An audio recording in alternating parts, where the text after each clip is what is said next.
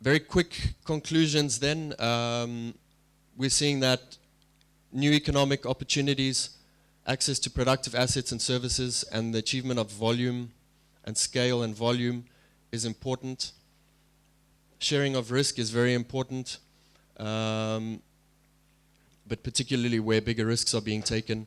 Soft interdependence is most likely being underestimated or underappreciated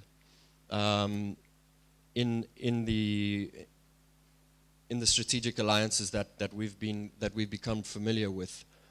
Although skills sharing has been an area where I think even in Guatemala it's been quite explicit in terms of the operations.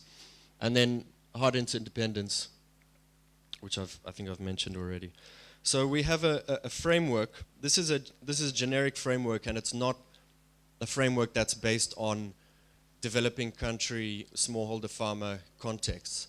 But I think it's an interesting framework, and I think it gives us a base that we can work on, and that we can start bringing some of the results of a more robust research process and case studies into this. And I'd really like to get your feedback on this. But basically what this framework is showing is the different components that are involved in the development and the management of the strategic alliance itself, the kind of iterative process of development of social capital. So we're always talking about trust, you know, in this context.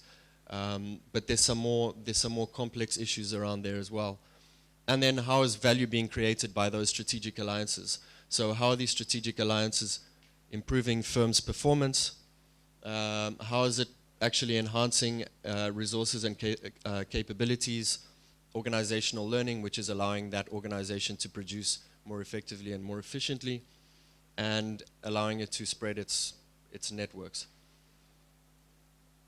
The next steps, deepen case study analysis across this framework. So especially on the component of value creation, we're now looking at if this is the reason why they've formed this alliance, and this is how the alliance looks, then how successful or unsuccessful has that alliance been, and what are the reasons for that?